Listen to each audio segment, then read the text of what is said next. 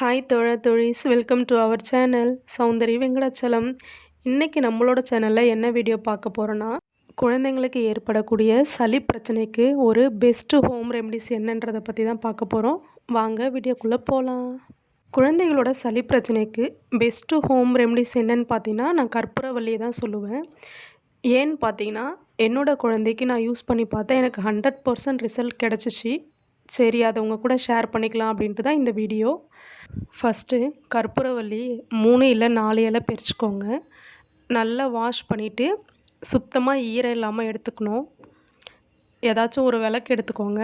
அதில் நல்லெண்ணெய் ஊற்றி ஏற்றிட்டு இலையோட முன்பகுதி பின்பகுதி ரெண்டுமே லைட்டாக ஹீட் ஆகிற மாதிரி காமிங்க.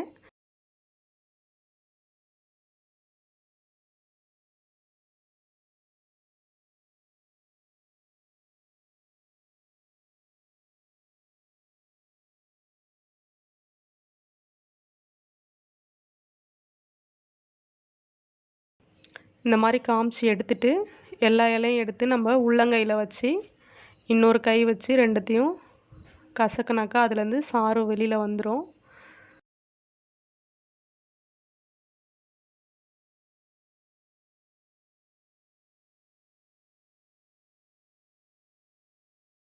இந்த சாறில் சின்ன சின்ன இலைகள்லாம் விழுந்துருந்துச்சு அப்படின்னா ஃபில்ட்ரு பண்ணி எடுத்துக்கோங்க. ஃபில்ட்ரு பண்ணிவிட்டு அப்படியே நம்ம குழந்தைக்கு கொடுக்க ஆரம்பிக்கலாம். இந்த ஜூஸை வடிகட்டி இந்த மாதிரி சங்கில் ஊற்றி நம்ம குழந்தைங்களுக்கு கொடுக்க ஆரம்பிக்கலாம். சப்போஸ் உங்களுக்கு சங்கில் கொடுக்க தெரியல அப்படின்னா, நம்ம சிரப்லாம் வாங்குறதுக்கு நிப்ளர் தருவாங்க இல்லையா, அதை எடுத்து சுடு தண்ணியில் நல்லா வாஷ் பண்ணிவிட்டு இதில் கொடுக்க ஆரம்பிக்கலாம். நிப்ளரால் கொடுக்கறதுக்கு நம்மளுக்கு கொஞ்சம் ஈஸியாக இருக்கும். என்னோடய குழந்தைக்கு சளி பிடிச்சிருக்கும் பொழுது இந்த கற்பூரவல்லி சாறை டெய்லியும் 2 வாட்டி கொடுத்தேன். காலையில் ஒரு வாட்டி, ஈவினிங் ஒரு வாட்டி கொடுத்தேன். எல்லா சளியும் மோஷன் வழியாகவே வெளியில் வந்துடுச்சு. என்னோடய குழந்தைக்கு இந்த கற்பூரவல்லி சாறை 2 நாள் தான் கொடுத்தேன். சளி ஃபுல்லாகவே க்யூர் ஆகிடுச்சு. குழந்தைங்களுக்கு சூடு உடம்பாக இருந்துச்சு அப்படின்னா நம்ம 2 இல்லை 3 நாளில் நிறுத்திக்கலாம்.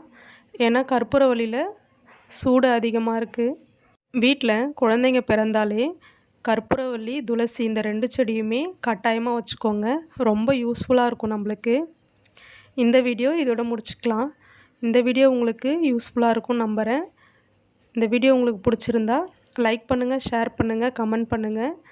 சௌந்தரி வெங்கடாச்சலம் சேனலை மறக்காமல் சப்ஸ்கிரைப் பண்ணுங்கள். நெக்ஸ்ட்டு ஒரு பேபி கேர் டிப்ஸில் பார்க்கலாம். தேங்க்ஸ் ஃபார் வாட்சிங்.